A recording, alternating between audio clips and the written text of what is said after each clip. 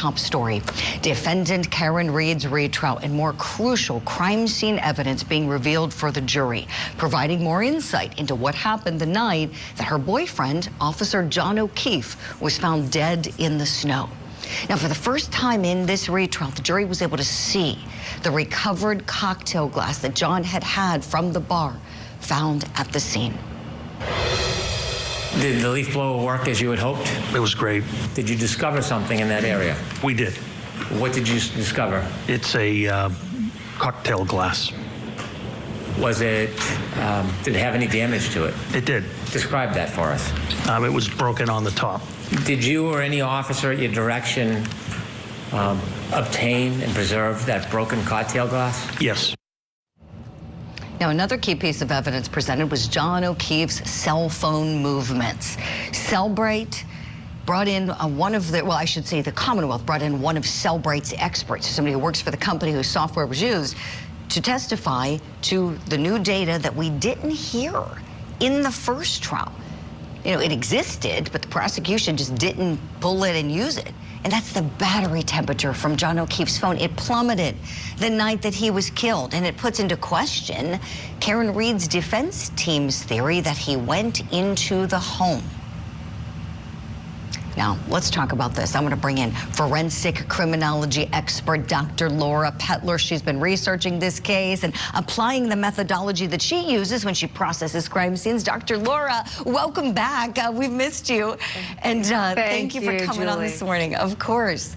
So I know I could talk to you for hours. We all could, but obviously we have limited time. So kind of succinctly tell us how you have gone through your methodology and applied it to this case and what conclusions you have come to about what the forensics show us.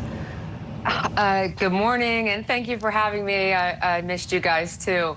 The murder room method is a 6-stage method, and it is a scientific, decedent-centered method that gives us a bit of flexibility where we need it, but also remains static where we definitely have to have it in order to put all the evidence through each of one of the 6 stages to be able to render an opinion at stage 6. So no opinion can be rendered until stage 6. So because we're in day 11 now of this trial, we're currently in stage 4, which means that we're in the analysis stage. And analysis doesn't mean thinking hard. Analysis means to take each piece of evidence and first decide if it's critical evidence or if it's white noise. If it's white noise, it needs to be sequestered somewhere outside the case. And then if it's critical evidence, we analyze it, we assign it like if it's green, we can prove it. If it's yellow, we can sort of prove it. And if it's red, we can't prove it yet. And so what we're seeing in this trial is a lot of critical evidence that has been presented by the Commonwealth that we are assigning a green color to, meaning that it is being able to be proven in trial. So you know me, Julie, I am not a person that is going to render an opinion too early. So I can't tell you where this is going to go. All I can tell you that is, you know, where there's smoke, there's fire. So your eyes have to be wide, but your mind has to be wider. So it's important to keep our minds open, but at the same time, look at what this evidence is showing, both the physical and the digital evidence, and explaining it in very logical, objective terms. I love how meticulous you are, Dr. Laura. I want to ask you about a couple particular things while we can here. Sure. Massachusetts State Police, a lieutenant on the stand, you saw testifying about them finding Officer John O'Keefe's sneaker and broken pieces of Karen Reed's taillight at the crime scene. Let's take a listen to some of that. We found the sneaker, yes, sir. A sneaker? Yes, sir. Can you describe where the sneaker was found? The sneaker was flush up against the curb, and it was inverted upside down. Was there anything in the sneaker? There was snow on and inside the sneaker. That night, do you recall if there was any other pieces of taillight recovered? I believe in total we located maybe 6 or 7 pieces of taillight. Dr. Laura, do these pieces of evidence seem consistent to you with the theory the Commonwealth is posturing that this was a homicide by vehicle?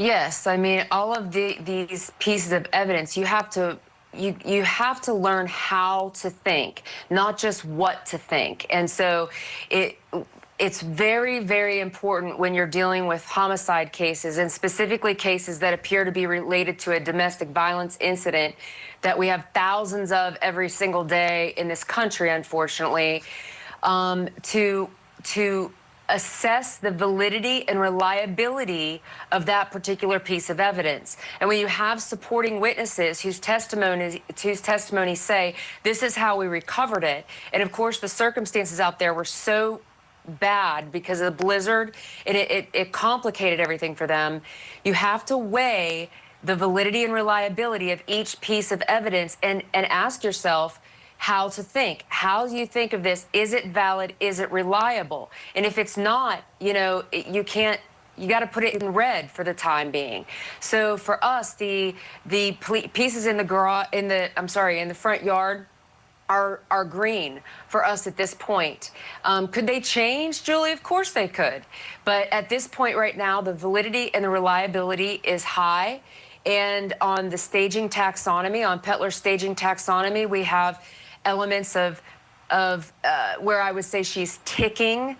There's nothing confirmative, but in the linguistic area, a cluster of behaviors, and in the gestural cluster of behaviors, we have zero ticking going on in our visual cluster of behaviors, which is in any type of tampering or manipulation of the scene itself by a defendant, so to speak. So it's way too early to render any opinion in this case, and it's very important to learn how to actually think and the difference between the different definitions of thinking and analysis. Thinking is to conceptualize a thought or idea, but to analyze means to break down something, individual aspects, like all of the cogs of a wheel and a machine, and actually analyze each piece and then reassemble them into a newly understood whole, and then apply that to the overall totality of evidence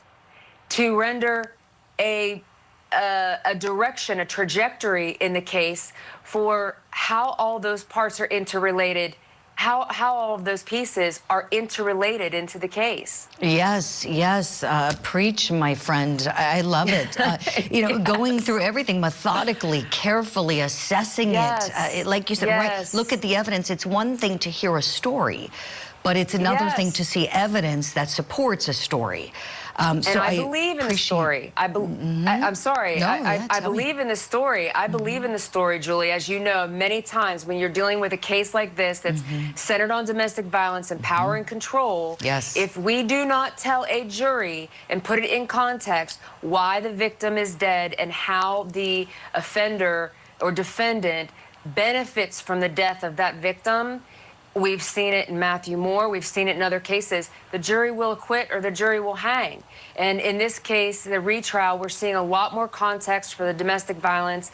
And it is very, very important to bring that forward so that all the voicemails and the calls and all of this behavior is consistent with a pattern of domestic violence. Yes, yes. And thank you for that, Dr. Laura. You know what, and you are the second expert. You have expertise in the area of DV, you know, as well as forensics, and you've done a lot of cases. And you and I have talked before on the show. It's something we're both very passionate about, advocating for victims of domestic violence. And you are the second expert I've had on the show to say that you see signs of DV in this case. I know I've seen it from jump.